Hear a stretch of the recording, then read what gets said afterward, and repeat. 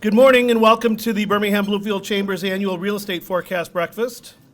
I'm Joe Bauman, President of the Chamber. On behalf of our staff, our Board of Directors, and ambassadors, welcome to the Amazing Village Club, which has been a phenomenal host for our series this year. Before we get started, by show of hands, who has attended all three of the forecast breakfasts? Look at that. Thank you so much for your support. Really appreciate it. By another show of hands, who is attending their very first chamber event? Equally impressive. Well, thank you for joining us. Hopefully you will learn something today and you will see benefit in hanging out with the chamber staff. So again, thank you so much for coming. I do want to introduce our team at the Birmingham Bloomfield Chamber. We have a full-time staff of 4 serving just south of 400 member businesses in our 6 communities. So we like to say we're small, but we're mighty.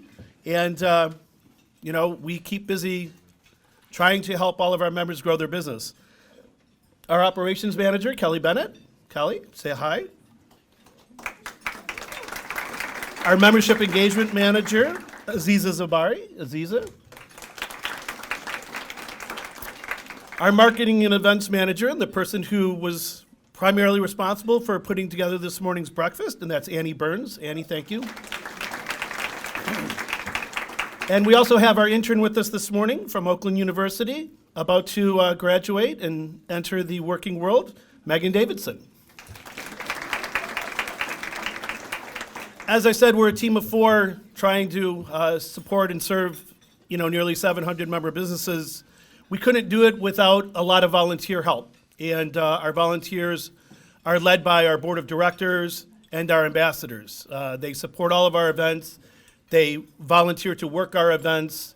Obviously, the board of directors sets overall policy and fiscal oversight for the chamber. These are all dedicated volunteers.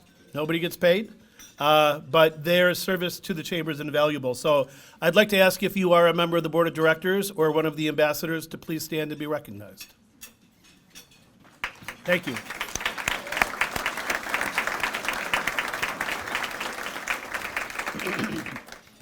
And lastly, and certainly not least, I want to thank this morning's sponsors.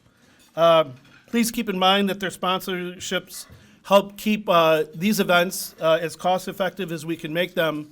But equally important, they also support the many programs and services we provide to our members at low cost or no cost through their fiscal generosity. And again, they're the backbone of our operations, and we're so thankful for them. Our diamond sponsor for the entire series has been the law firm of Clark Hill PLC. Thank you very much. Our platinum sponsor is the Bank of Ann Arbor. Our gold sponsors include Fenner, Walstrom, and Dueling PLC and Consumers Energy. Our silver sponsor is U.S. Bank. And our bronze sponsor this morning is the Birmingham Shopping District. So thank you all very much for your support.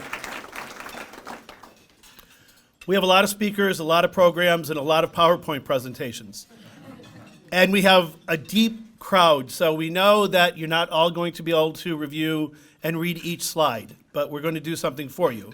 By the end of the day, you will all receive in your mailbox the entire PowerPoint presentation. So you'll be able to review it, go back through it for your own use at your own time and pace. So that way we won't all be squinting trying to read the screen.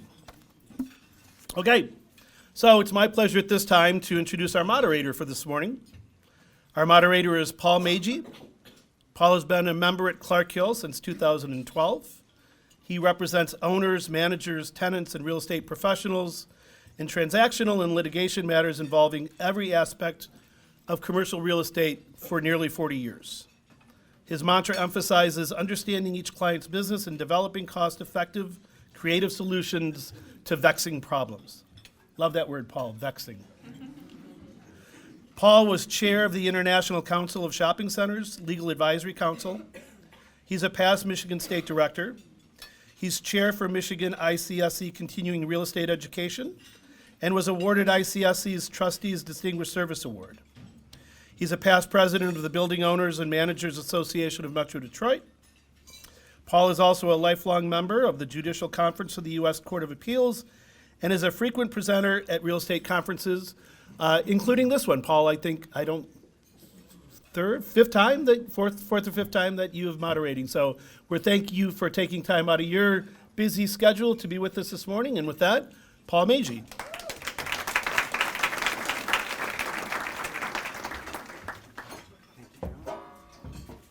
Thank you, Joe, for that lovely introduction. I'm grateful for the opportunity to be here, frankly. Real estate is of interest to everyone. Take a look at the fact that this forecast breakfast is sold out. Real estate, its value, your home equity, your nest egg, perhaps the most visible, tangible asset in your own personal portfolio. It's relatable to you, it's visible, it's something that we are all talking about around the dinner table, around the breakfast table. It's something that has become even more important to us and more topical in this post-COVID era, if please God we can call it that, because it's changed our work-life environment. How many of you, for instance, used to go into the office every day, but now don't, or have some other kind of hybrid arrangement? And we'll be talking about that. But there's been behavioral shifts that necessarily impact how real estate then is used. Shopping patterns have been altered, and I'm sure we'll hear more about that. You're going to be hearing today about the known knowns, the unknown knowns, and the unknown unknowns, to quote the Rumsfeld matrix on risk assessment and challenge. Our experts are going to be looking at the big picture, but then they're going to drill down into this incredible place in which we're, or many of us, are blessed to live and work, but which is really so unique in so many different ways. Before I introduce our experts, it would be interesting to them and to us to take a little bit of a survey about who it is exactly that they're addressing today. So could we show by raising hands who here is actually involved directly in the real estate profession as a developer, property manager, or broker? Quite a few of us. How many of us work in allied professions, such as being a builder or an architect or a skilled trade? How many of you have signed leases as tenants in office buildings or retail establishments? How many of you facilitate these transactions actually happening by supplying the funds as a lender or involved in the world of finance? How many of you are involved negotiating these transactions or documenting these from land title standards or as lawyers for developers, brokers, property managers? How many of you work in offices? How many of you have changed your work-life balance in terms of maybe having a hybrid relationship, or maybe not even having an office but hoteling? How many of you own your own homes? How many of you have owned your own homes for more than 5 years? Keep your hands up if 10 years, 15 years, 25 years. How many of you would like to sell your house if you could find a really good alternative?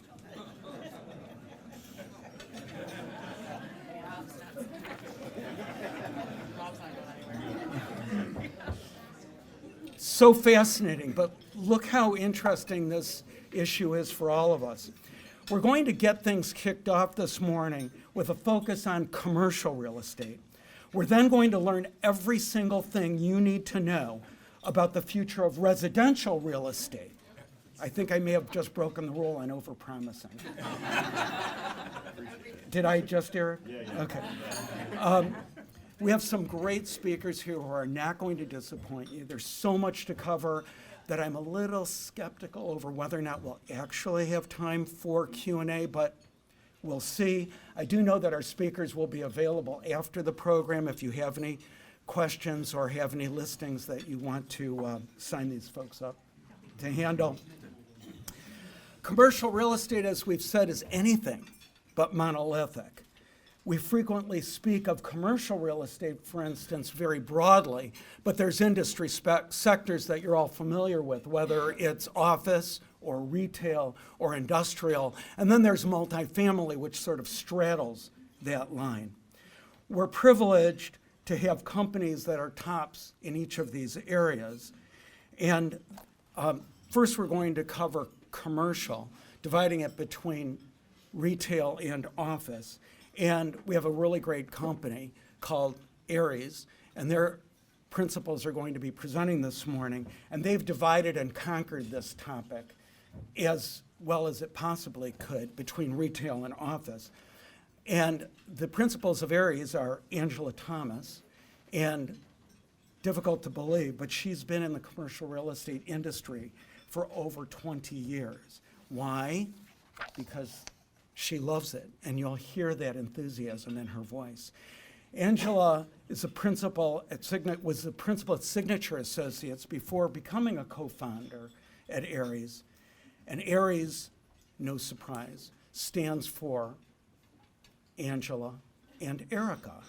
We were trying to decide who is Air and who is Ease, but it turns out that it's neither. It's A for Angela, E for Erica, and RES is real estate. So Angela enjoys working very closely with retailers in the retail area, and she's cultivated relationships over the years. And through that, she and her team have developed the ability to pretty much accomplish whatever you need. Angela is a proud University of Michigan alum, so this was a pretty great year for her. And she's been involved in several foundations and organizations, including the Associated Food and Petroleum Dealers, the Frank Arcori Foundation, and most importantly, the International Council of Shopping Centers, who next week is having a really incredible event that Angela actually helped pioneer, which is our Con Ed program. Anyone who's interested in hearing more about that, let me know, but it's a week from today. When not enjoying the art of negotiation that Angela has mastered, Angela loves spending time with her husband, Simon, who's also a top real estate professional, her 4 children, along with playing golf and hosting parties. You definitely want to be friends with Angela. She hosts some very, very fun parties. Angela is then going to turn things over to Erica Dunlap, and Erica is going to be discussing the complexities and nuances that many of us are living through, but you'll hear more about them in the office market. And Erica has been involved in commercial real estate for 16 years, accomplished an incredible amount. She's also an alum of the University of Michigan, Go Blue, with a degree in architecture. She has a master's in professional studies in real estate, so you guys got the experts here. And in Washington, D.C., she worked with Walbridge in the construction of a LEED Gold building for the United States Navy. She worked for Perkins and Will, doing something that is very relevant today, which is focusing on reuse and adaptive reuse of properties, focusing on the former Walter Reed Army Medical Hospital Center. After returning here, she also was at Signature Associates before moving to becoming a principal and the power dynamic duo that makes up Ares. Erica has been involved with Crew.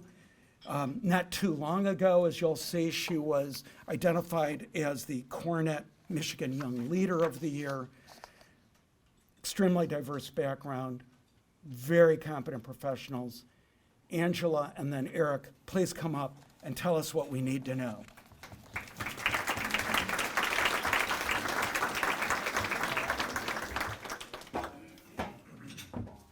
I do. did have Paul over one time, and it was like 12 o'clock. My husband said, "Is this guy ever going to leave?" He was a great house guest. Of all the introductions we've ever received, Paul, that was by far the most recent. Paul, you're one of a kind. You're admired for so many reasons. He represents some of the top landlords and tenants in town. He dresses better than all of them. But Paul, thank you today for sharing your enthusiasm, energy with us, and always being so gracious. Joe Bauman, where are you? Thank you for having us today. Be careful what you read. Joe read an article in Cranes. Erica and I were in it, and he called us, and here we are speaking today. So Joe, after meeting you, it's no surprise that you could fill this room easily. Thank you for being dedicated to everyone's success in this room today. All right, we came here today to talk about commercial real estate. Do I have a clicker? Perfect. CRE, as we like to call it. You'll hear from Eric afterwards. Quick agenda. Aries Real Estate, we heard what it stands for, Angela Erica Real Estate Services.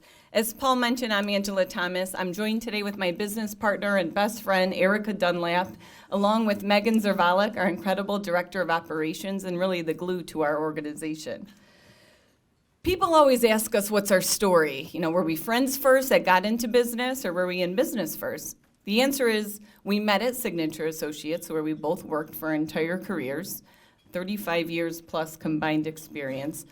Our first assignment together was a building that you all know, the old Wackler Jewelry Building on the corner of Old Woodward and Maple, the southwest corner.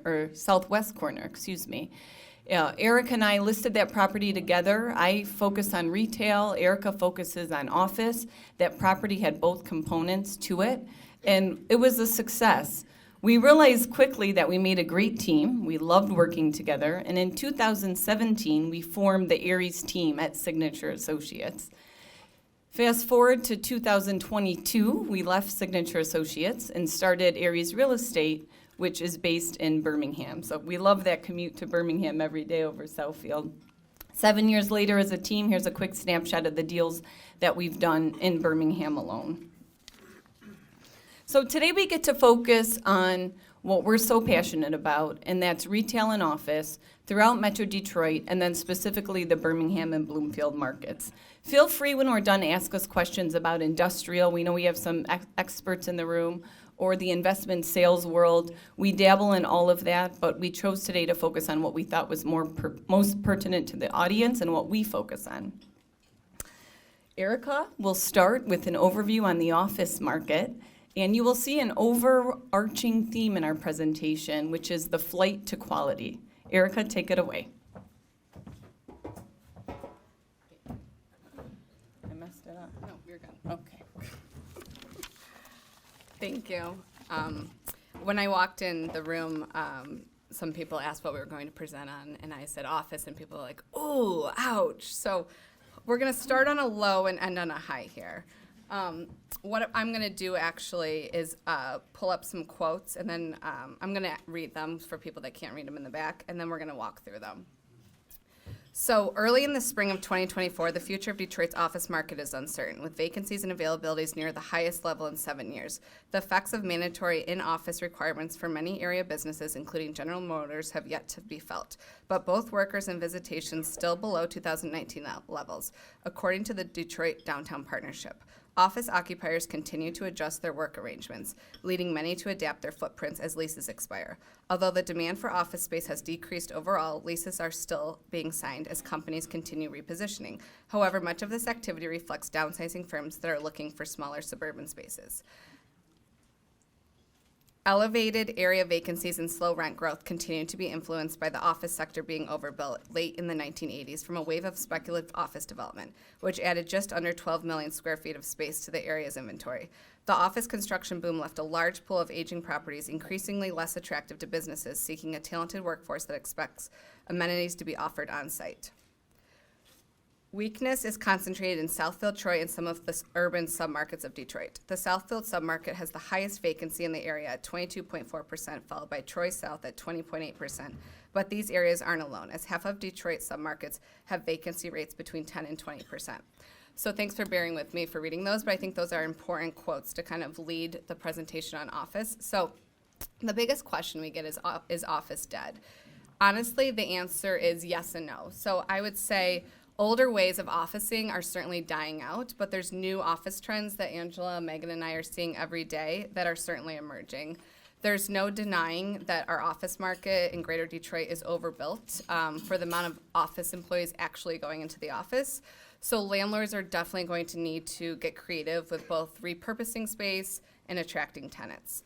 But the good news for this room, and specifically, the purpose of this chamber, is what has happened is a flight to quality, which again we're going to talk about throughout.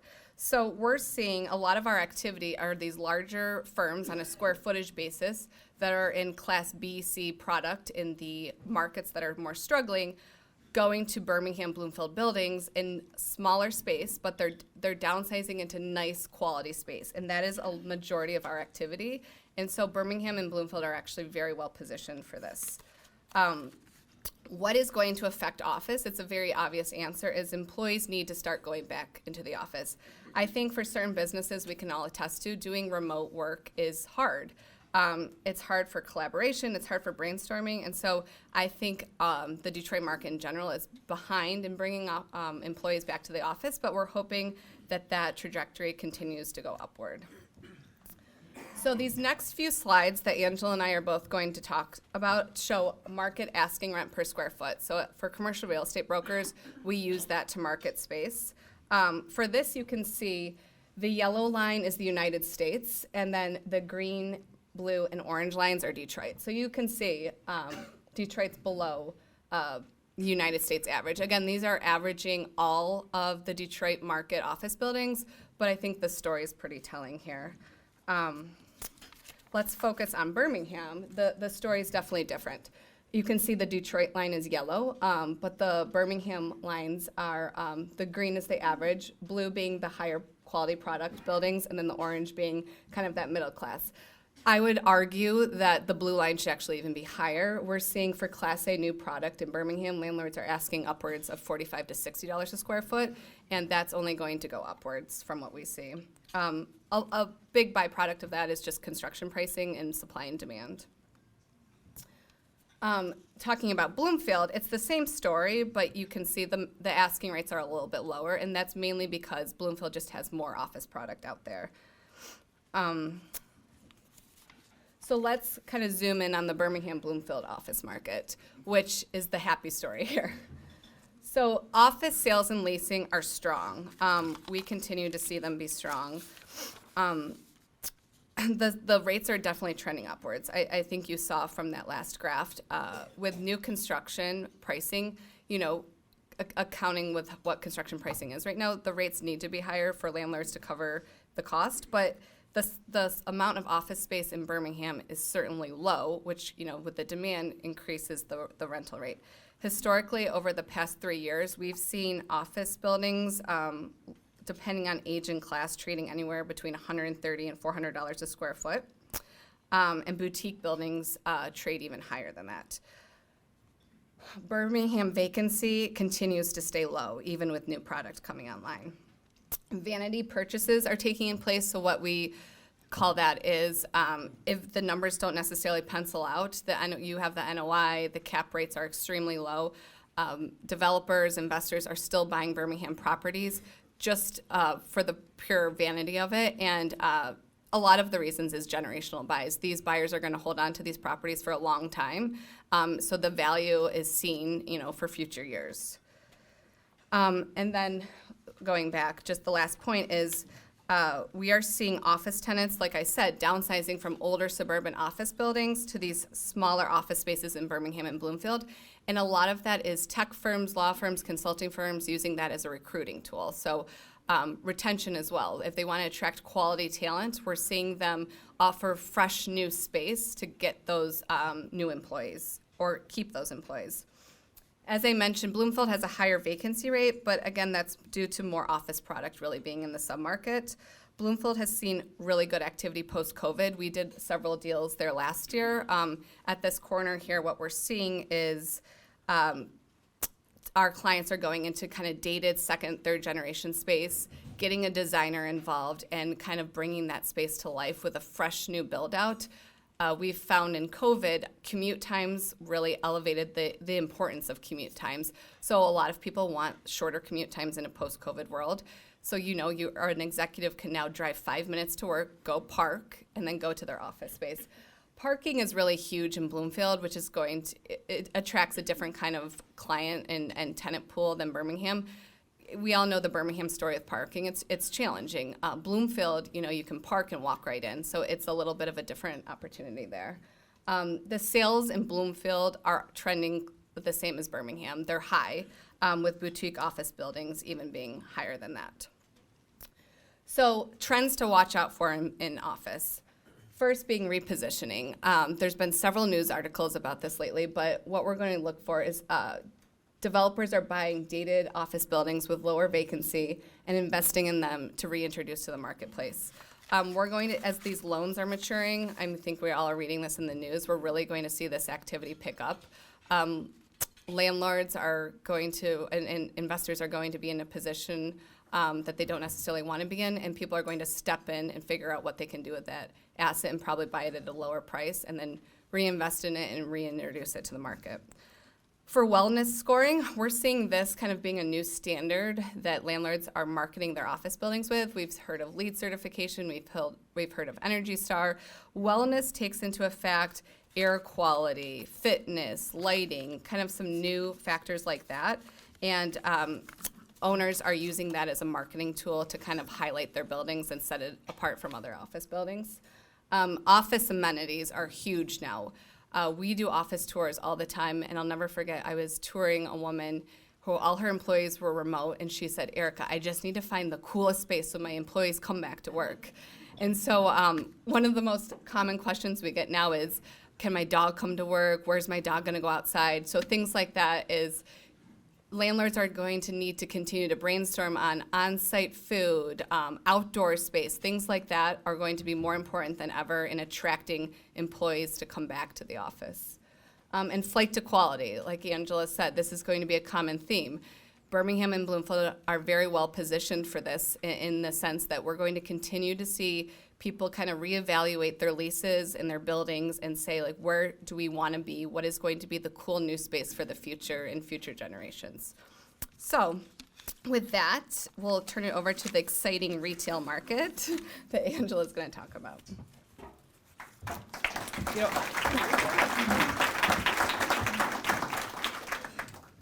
Thank you, Erica. Okay, who likes to shop in the room besides Paul and I? Who doesn't like to shop? Well, whether you like to shop or not, you have to shop to get our goods and services. The difference is how we shop has changed dramatically. Retail has changed forever. When I got in this business 20 years ago, and Cynthia's in this room, one of my mentors, we thought of retail as grocery stores, bookstores, shoe stores, restaurants, traditional restaurants, family diners. Today, retail is filled of so many interesting uses, educational uses, medical uses, entertainment uses. Cynthia's trying to find a site for Andretti Racing right now. You have golf simulators, indoor trampoline parks. The list goes on and on. Food is absolutely exploding right now. Also, 20 years ago, you never heard the term QSR, or fast casual. QSR is a quick service restaurant.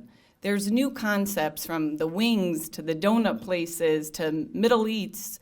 Every day we drive around our markets, because they all want to be here, you see a new concept pop up, and they're all thriving. Other categories that we see today that are very successful here are the fitness category. Every week there's a new fitness concept that's calling that wants to be in one of our centers. And it says a lot about our market. The beauty category is absolutely thriving, med spas, salons. And there is a flight to quality with all of these users. They all want to be in the A centers in quality retail spaces throughout town and throughout the country. Let's talk stats a little bit. So in our Metro Detroit market, vacancy is 6% for good retail space. That's an all-time low in a decade. Rent continues to increase every year. It's climbing at about 3% annually. And why is that? It's the same reason as Erica discussed. Economics 101, supply and demand, and construction pricing is continuing to be high. Any builders in the room, we need you guys to help with this problem, please. With that comes a lack of new inventory. The demand is strong, the inventory is low, and prices are rising. Let's talk specifically about Birmingham. When we got in this business, you could rent a space in downtown Birmingham, right in the epicenter, Maple, Old Woodward corridors. The rent was mid-20s, low 30s, triple net. Today, that exact same space would be mid-50s, triple net. We're even seeing rents skyrocket to 60s, triple net. What it's doing is, it's great, but it's also been very challenging because we have so many wonderful, strong, local retailers that are struggling with this increase in rent that the landlords are demanding. So the Birmingham Principal Shopping District is doing a great job trying to educate and train and do what we can to promote our local retailers. It's so important to have that strong mix. When a new retailer comes to our market, they're always blown away with our pricing. How many times have we heard them say, "We don't pay that in New York," but they still want to be here because our sales are very strong. Similarly, in Bloomfield, we see the same increase in rates. New construction or Class A product is renting in the 40s, triple net. Second generation, third generation spaces are still commanding mid-20s to 30s, so the demand is there. All right, everyone knows this. The number one rule of thumb with retail is location, location, location. Since the announcement of RH Gallery, we have seen more interest from national retailers than we've ever seen before. Some noteworthy retailers to talk about are CB2, Serena and Lily, Warby Parker, Rowan, Faherty, the list goes on and on. Johnny Was, Eileen Fisher just moved from Somerset to come to Birmingham. Some of these retailers that I mentioned even have a location in Somerset and Birmingham, which really is a testament to the strength of our market. Another interesting shift that has affected Birmingham and Bloomfield since the pandemic has been this push for consumers to shop, play, dine close to where they live. This has really helped Birmingham and Bloomfield. Consumers didn't feel as comfortable going to the malls, so they shop locally, and since then have continued that loyalty with the stores that they built a great relationship with during those times. Conversely, downtown Detroit has really been affected negatively since COVID because they rely on that strong downtown walking community, the people that are going there to work every day that may not all be back to work. So Detroit has been the toughest community to rebound since COVID because they don't have the same daytime population that they used to have. Okay, let's recap. We talked about Birmingham. We talked about Bloomfield. Here's the trends and the buzzwords in the retail market today. Has anyone heard of omni-channel retailing besides Cynthia? So omni-channel retailing is exactly what you think it is. It's the opportunity for a retailer to touch a consumer through multiple channels.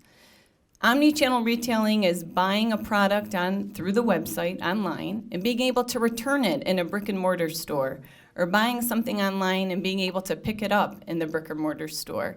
It's going on a website and then through social media, you're served a targeted ad, which then you say, oh, I really got to buy that. And then you see the same ad when you're scrolling at night, and the next morning you wake up and you go to the store and you buy it.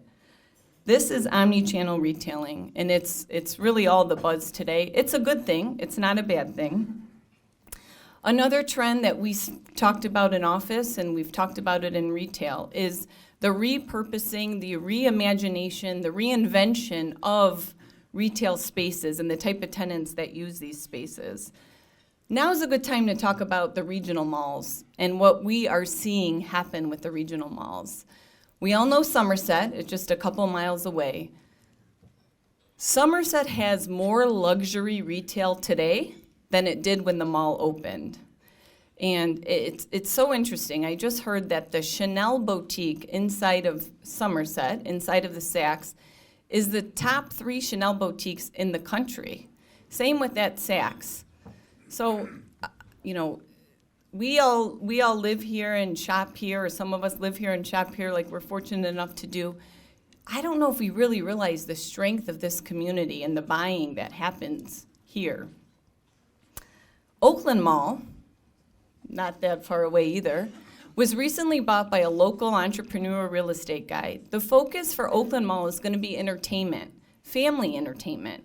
So he brought in a pop-up during the holidays called Choco Town. It was like a selfie exhibit. I don't know if anyone went there. He hopes to do more of that. And he has some food trucks and some real exciting things coming in the pipeline. So that mall is going to focus on family and entertainment.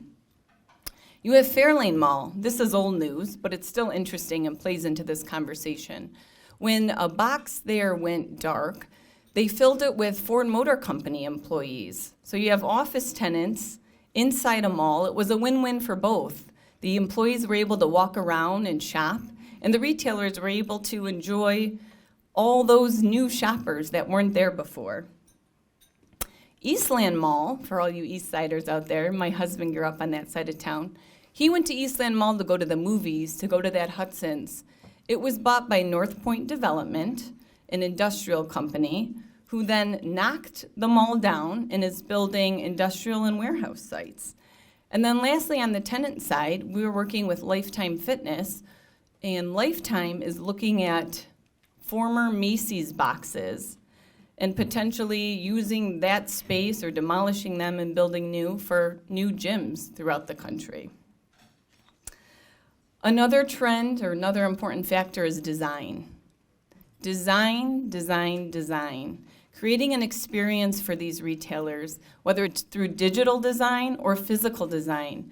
Interesting outdoor spaces. It's very important. And the flight to quality, we've talked about it, is there. These retailers want quality spaces. The one topic we haven't talked about is also that discount retailers are thriving in our community and throughout the country. Discount retailers are TJ Maxx, Marshalls, Home Goods. Burlington Coat Factory recently opened up on Telegraph and Square Lake. That's it for the trends. We'll go over, we could have kept going on new developments, but we'll talk about some ones that we think are interesting, and if you have any questions on any others, we'd love to field them. RH Gallery, we are all probably tired of hearing about it. We're so excited. It's supposed to open 2025. Next to it is the Coldwell Banker Building. The fencing just went up. That's going to be a mixed-use project. A strong anchor office tenant has already committed to 40,000 square feet, and it's going to be very high-end apartments above it. The former Mountain King site, right at Old Woodward and Hazel, construction started there. It's a 4-story mixed-use building, about 5,700 square feet of retail on the first floor, office already committed to, and residential above it. Surnow announced their expansion of the post office building. Currently, RH is in there as well. It's going to add another 50,000 square feet of office space to the Birmingham market. At the southeast corner of Maple and Woodward proper, the old hotel site, a developer has it under contract. We hope that they close on it and build what their plans show, but it will be 10,000 square feet of retail with apartments above it. Big Rock was announced. Cameron Mitchell's doing a joint venture with Tom Chelani. It's going to be an Italian chop house. In Troy, they just announced U of M bought 7 acres for a medical campus. And that's really going to expand their, first-class medical space to Oakland County. They wanted to have a presence in Oakland County. Okay, thank you for listening. Eric, I'll let you wrap it up so Eric can educate us.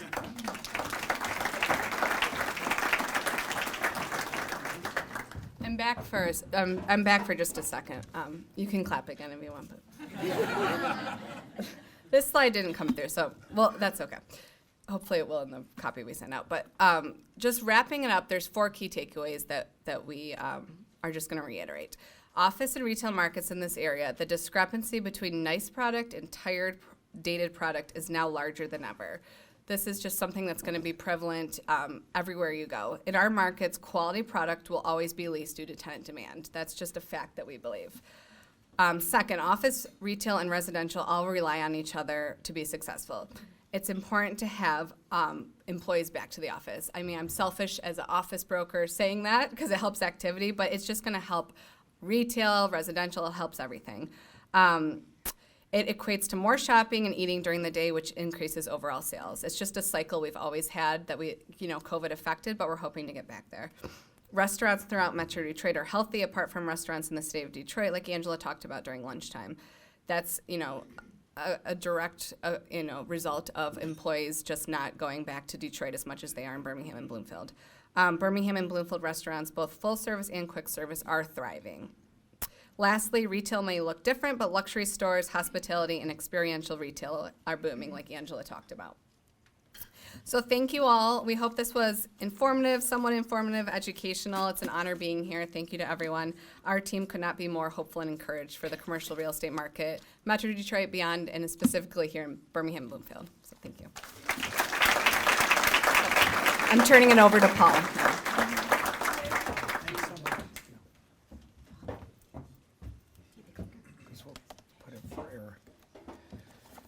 That's so much information, so much interesting, valuable information, almost makes your head spin.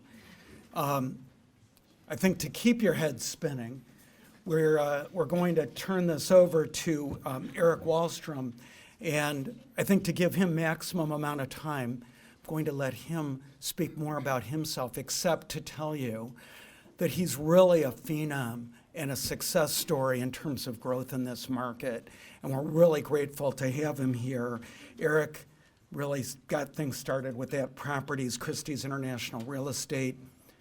In less than 3 years, over $1 billion in sales. So we really have some great credibility here. Eric, please educate us.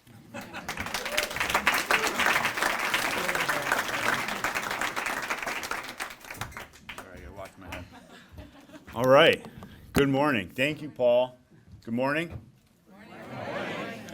I won't ask it again. Don't worry. Thank you, Paul. Thank you to the chamber. Yep, that's my face there, and slides don't look how they're supposed to. But I'm very honored to be here. Paul, I know that you kind of took a pulse of the room, and I didn't see the question, but one of the most important questions that I like to ask in a room: how many attorneys do we have in the room? Couple? All right, only a few. That's good. I don't have to skip over any slides or anything like that for what I'm about to talk about. I'm the co-CEO of At Properties Christie's here in the state of Michigan. We have 8 offices. My business partner Alex hates the stage and did not want to be here today. But we'll save him that. But we're going to be talking about a lot of interesting things today. The goal of this is you grab 1 or 2 little nuggets and to take back to whatever line of work that you're in. We're going to be talking obviously about the residential market, but some emerging markets, some emerging sectors that we think are going to be very interesting in the next 5, 15, and 20 years. There we go. That's that. So as I said, we have 8 offices. Alex and I started my career in 2005, downtown Detroit, on a project, the Weston Book Cadillac, all the condo sales there. Started in 2005. I think I had like 5 or 6 units under contract. And then right as the building was about to be released and we're going to sell all these amazing condos, 2008 happened, financial crisis, housing crisis happened, and I think out of 65 units, we had 59 under contract. 5 of them actually closed, not one of them mine. So that was great, but I was young. I was just starting my career and, weathered through it. So went through the whole crash, really kind of had to shift my career in terms of distressed real estate, worked a lot with Fannie Mae and the foreclosure crisis that we were going through. Connected with Alex, my business partner, in about 2000. Actually, I hired Alex into the company, and started working with Alex in 2010. We formally formed our partnership in 2011, 2012, and we've been business partners for the past 13 years. Alex is like the exact opposite of me, and that's what makes our partnership great. So, we've done a lot of different things. It hasn't always been residential brokerage. Actually, Alex and I have never been a part of a traditional residential brokerage in our working careers, and that may be some negatives, but we think it brings a lot of positive. We think about things a little bit differently and see opportunities in the market, and that's kind of what we're doing. So in 2021, we joined App Properties Christie's, corporately based out of Chicago.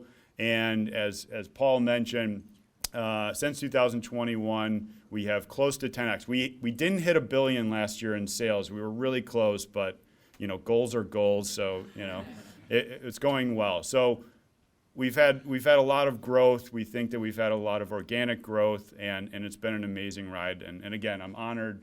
Joe and the chamber here, thank you for having me speak. All right, so I've already done the pulse of the room. We've already went that. So the elephant in the room, the NAR settlement. What is going on? What is NAR? NAR is National Association of Realtors. What is this settlement? I think the best way to describe this settlement is what it is not. It is not these headlines.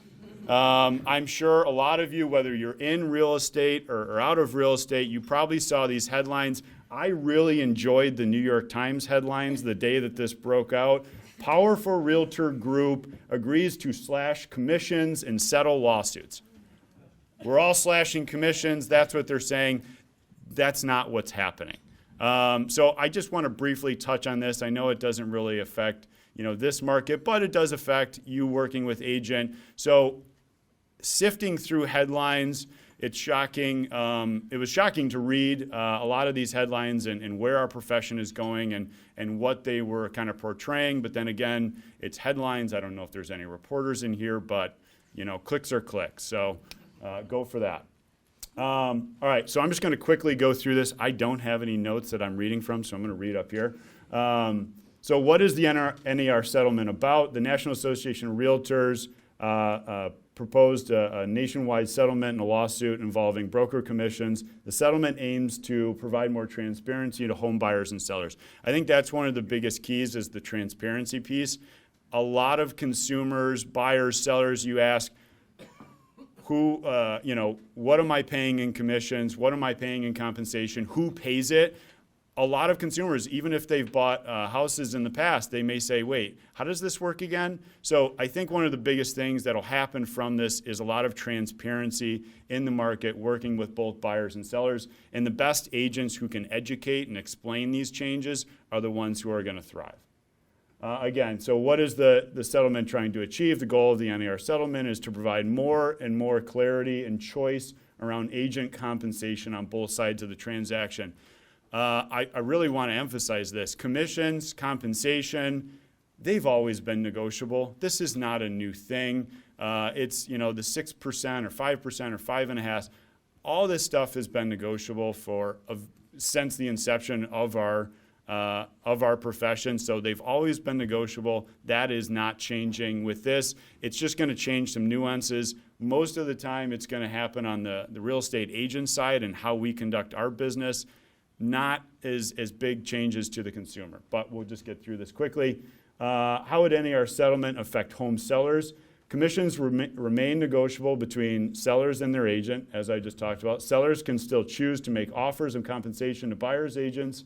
Once the settlement is approved, offers of compensation to buyer's agents will no longer be displayed in the MLS. That's probably the biggest takeaway of this, which again, if you're a seller or a client, you're like, I don't even know what the MLS is. So is it going to affect you greatly? Not a whole lot, but for the agents, how we conduct our business, how we understand what's going on with the house that's currently up for sale, it does affect a little bit, but we're real estate agents. We'll adapt. We'll do great, and we'll move on and provide great services to the clients. How does NAR settlement affect home buyers? Once approved, the settlement will require agent agreements between home buyers and their agents that outline agent services and compensation. This is probably the biggest piece on the buyer side. The state of Michigan, so you have to understand, nationally, states have their own governing bodies. They have their own rules, ethics. When it comes to residential real estate, it's not all one blanket policy throughout the entire country. The state of Michigan has done an amazing job. We're very much ahead of the curve. We've had buyer agency for a very long time, and having buyer agency agreements, signed agreements, while in this whole lawsuit is new for some parts of the country, it's not new to us. So again, is there going to be a lot of huge changes that you guys see as consumers? Not really, because we've been doing it the right way for a very long time, and so it will allow, I guess you guys as comfort as a consumer, as a buyer, saying, hey, this is my agent. I have a signed agreement, kind of creating that relationship a little bit more black and white, which we believe is going to be good, because agents or consumers are not going to say, well, I think I have an agent. I don't know.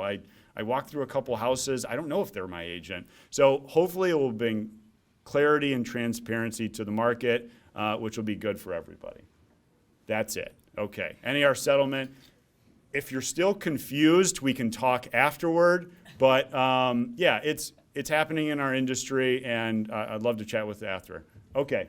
So getting on the state of the market. What we're going to look at here is kind of where we've been, where we are now, and then where we're going. We're going to talk about some emerging markets, some areas in the state of Michigan, and an emerging sector class that we think is probably going to trump the millennial generation in a big way. So we'll get into it. So you can't see from the photo there's a gradient thing, so I'll just kind of pretend like I can read that. But so state of the market, Oakland County, what's the biggest thing is low inventory.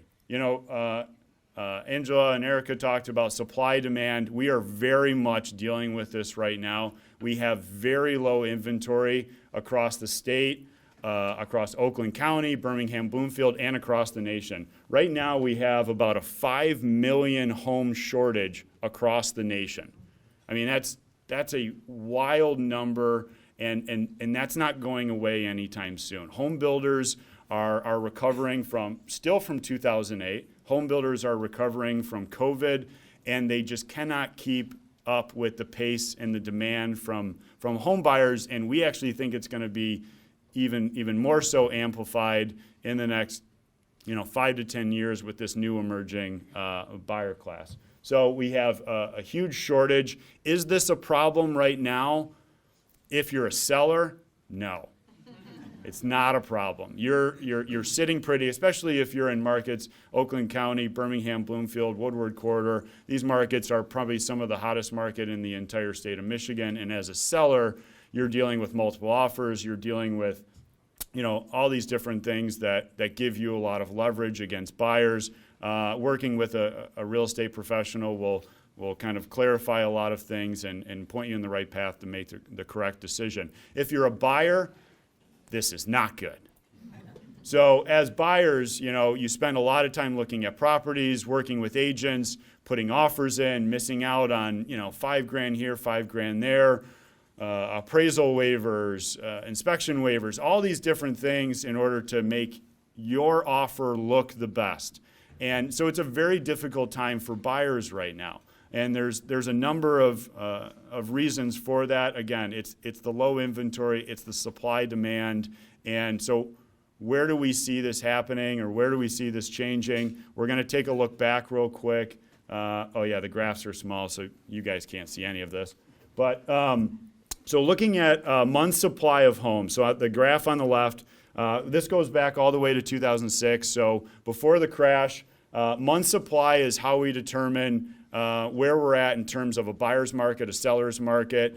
Usually if you're at months, 5, 6, 7 months of inventory. That's like a neutral market. If you get below that, you get into a seller's market. So if you've got 2 months, 3 months, 4 months of inventory, you're very much in a seller's market, which we've been in for a very long time. If you look at the graph, since 2014, essentially, we've been in a seller's market. The ebbs and flows of that are seasonal. It is wild to say, but in spring market, especially here in the state of Michigan, unlike a lot of other places, springtime, warm weather gets buyers out there, and it's a very real thing. We see the same trend in the fall, and then things kind of taper down in the winter months. So we're dealing with a very low inventory currently, and because of that, prices have continued to rise. So we've got Oakland County there.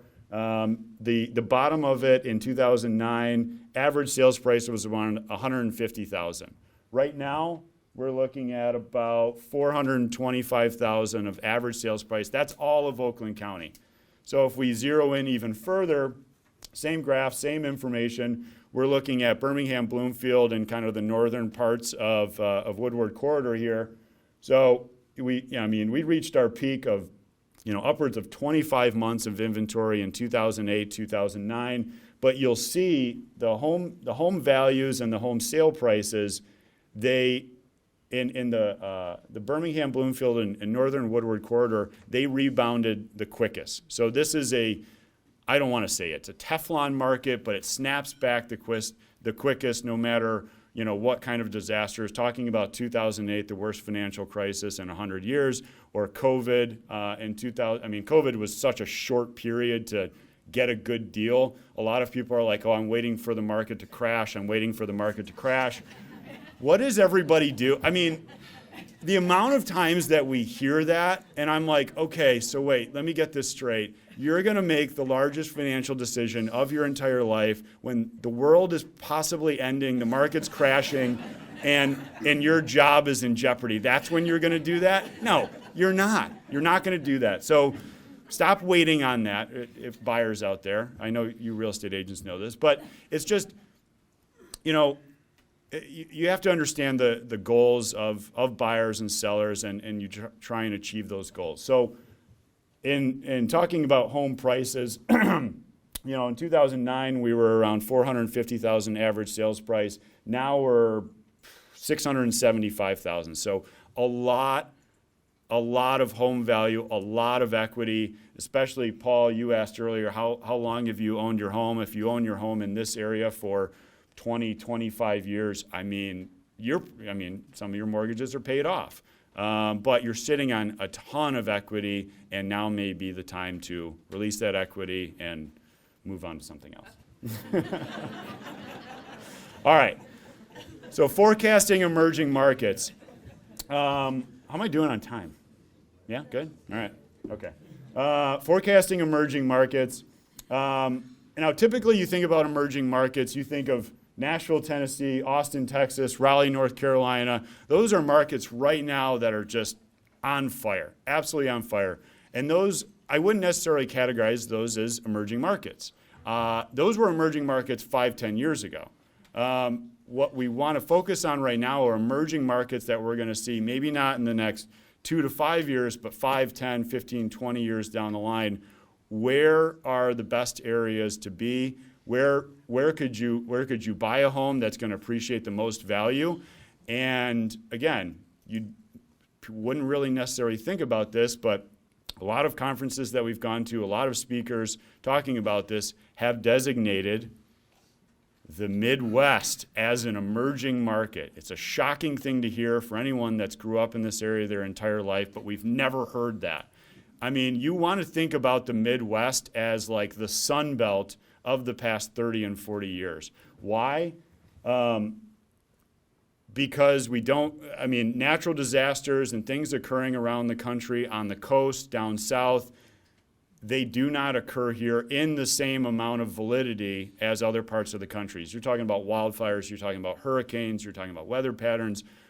We had a presentation from a gentleman out in New Hampshire who showed that 150 feet from the East Coast shoreline had been completely gone over a 60-year period, and then the 200 years before that, it was maybe about 25 feet. So these huge climate changes are happening in the Midwest. I mean, I know it's seasonal, but our winters are getting a little less harsh, especially here in southern Michigan.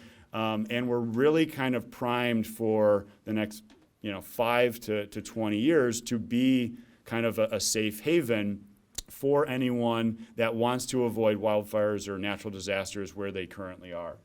And also, our number one natural resource is water. If you go to California, you go to Arizona, the water problem out there is the number one issue. We have roads. Our number one issue is roads. Theirs is water, which is wild to think about. But it's just very important to think of the Midwest, and especially Michigan with our natural resource, where we're going to be positioned over the next 20 and 30 years. Okay.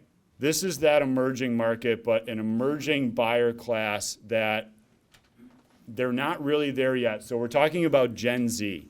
So you've got baby boomers, you've got Gen X, you've got millennial. I think I'm like an older millennial. And then you have Gen Z. The oldest Gen Z is 27 years old. And you think to yourself, 27 years old, what's the buying power of a 27-year-old? The buying power of a normal 27-year-old for a Gen X or millennial, not very high. The buying power for a Gen Z buyer is extremely high. One of the main reasons for that is how they're starting their career. The Gen Z demographic are bucking the trend of the 4-year college, the 4-year degree. I get this piece of paper, I'm going to get a higher paying job, I'm going to get this, I'm going to get this. And they are moving to trade schools, they're moving to millwork, steelwork, all these sectors of business and industry that have kind of been neglected over the past 20, 30 years. They're moving into those. And what happens? They graduate high school, 18, 19 years old, they get into a 2-year apprenticeship.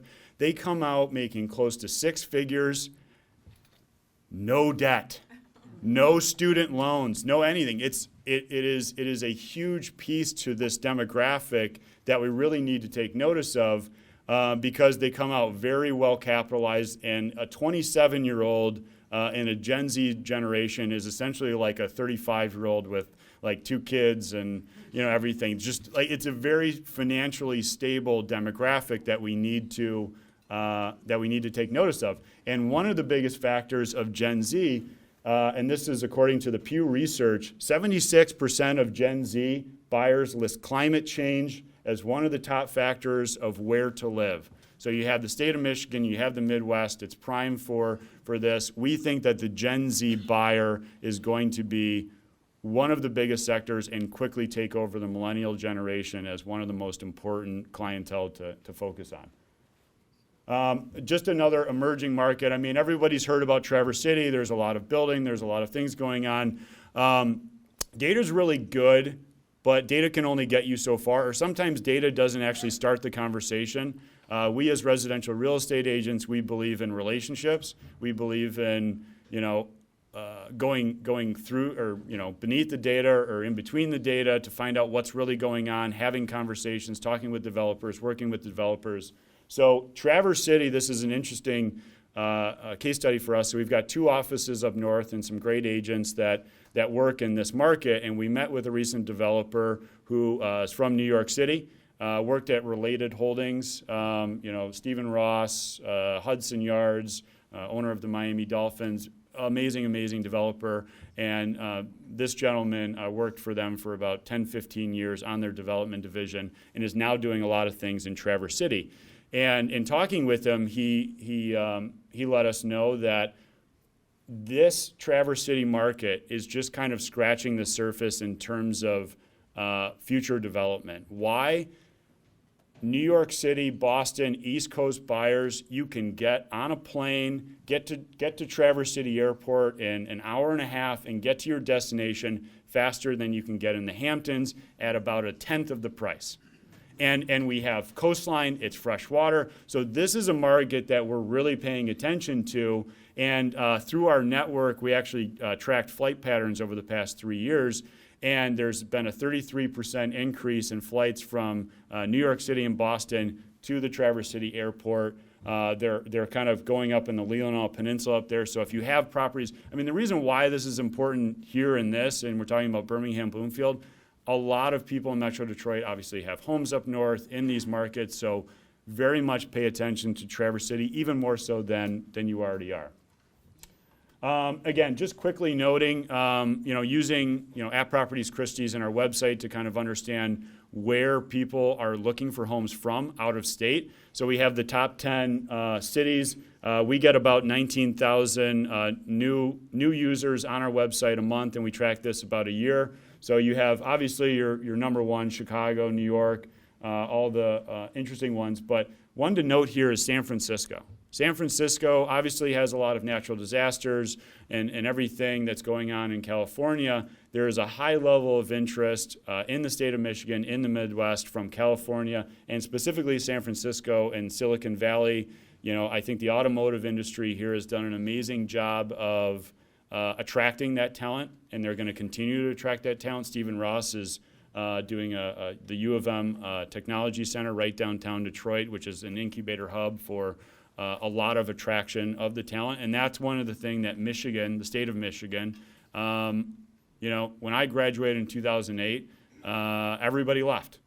Alex and I were the only ones that stayed and continued our business. Everybody left. So we've always been that kind of transient community, but I think that's going to shift with, the U of M Tech Center and focus on technology, life sciences, healthcare, and things like that, and shifting. Automotive's obviously never going to go away, but just shifting a little bit. So this is where everybody's coming from throughout the country. All right, so what are the opportunities? I just talked about, we already have kind of a problem. And then I talked about this Gen Z generation that are just going to come on like a tidal wave. And they're interested in the Midwest and kind of more moderate climates. So where does the relief come from? We think that the relief, and specifically in Oakland County, Birmingham Bloomfield market, comes from the baby boomer generation. The baby boomer generation, I think one of the most important stats on here that you can't read. So in 2004, the average age of a baby boomer in Birmingham, Bloomfield, Oakland County was 40. I think it was like 49. 54. All right. So that was in 2004. Right now in 2024, the average age of a baby boomer is 69, and they make up 26% of the population in Oakland County, Birmingham, Bloomfield. Now, what happened in that 20 years? They had millennial generation kids that moved into the basement, so they retired in place because they had crippling debt and couldn't find a job and couldn't afford an apartment, couldn't afford a house. But that life cycle of where we're at, the baby boomer generation, I don't want to say forced, but you can only maintain your property for so long and do it physically on your own. So 69 years old. What we see over the next 5 years, a lot of the baby boomer generation are going to be downsizing. Where before, in a lot of other cities around the country, downsizing is a very common thing. They downsize, they move to maybe the downtown urban market where they started their career, and they get back to living next to the theaters and things like that. So in Metro Detroit, in the state of Michigan, we do it a little bit differently, but we think that baby boomer generation is almost going to not be forced, but just it's going to be the logical decision and the best decision for them to make that downsizing. Hopefully the millennial generation are out of the house, out of the basement, and have their own homes and everything. So just to recap, obviously, continued low inventory. We don't see that stopping. We think it's going to continue. It's going to continue to increase prices, especially in highly desired markets like Birmingham, Bloomfield.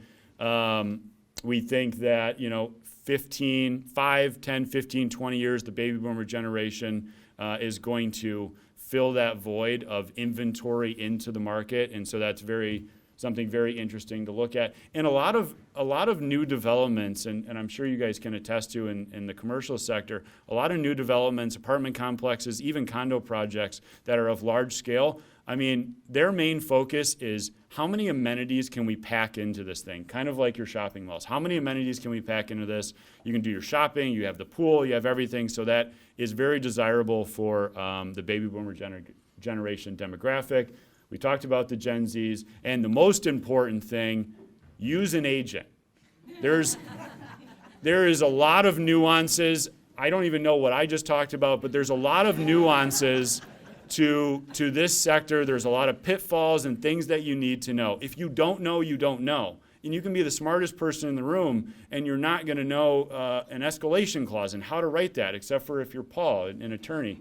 But there's so many things to know that we, as real estate professionals, we pride ourselves on. We talk about it every single day in our offices and in our communities. So use a real estate agent. Thank you.